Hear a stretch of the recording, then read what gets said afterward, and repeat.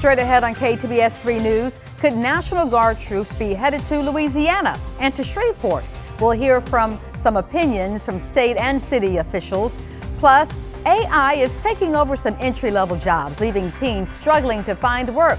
We'll see how local students are preparing for in-demand careers. And a $10 million pickleball park could be coming to Shreveport.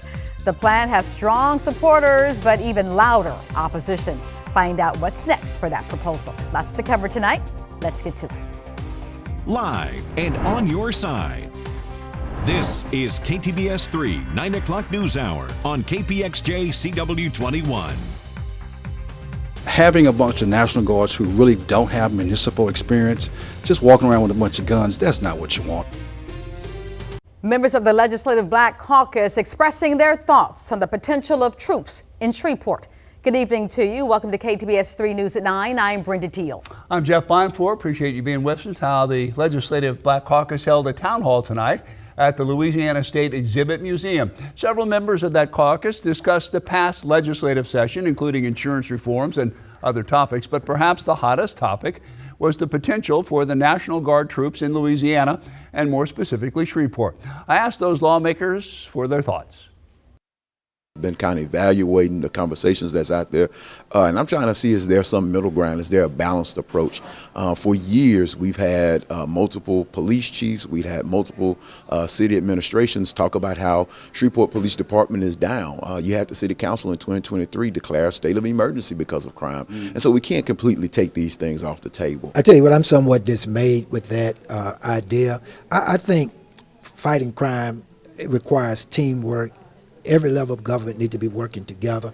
I'm dismayed with some of the comments I'm hearing, like local government doesn't work, hearing partisan politics coming into our district attorney's office.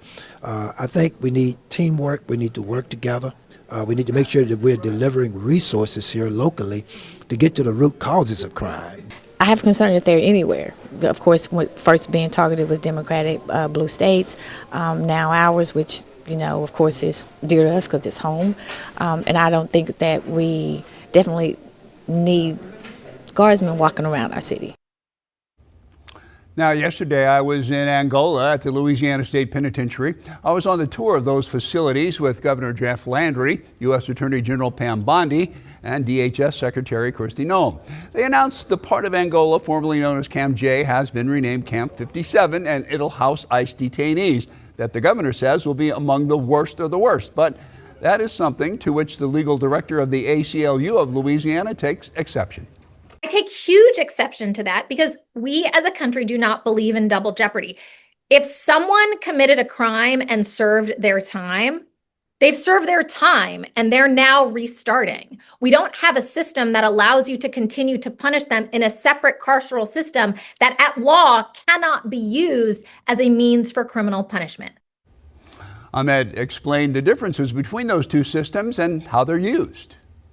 The first thing we have to understand is that ICE detention at law is called civil detention.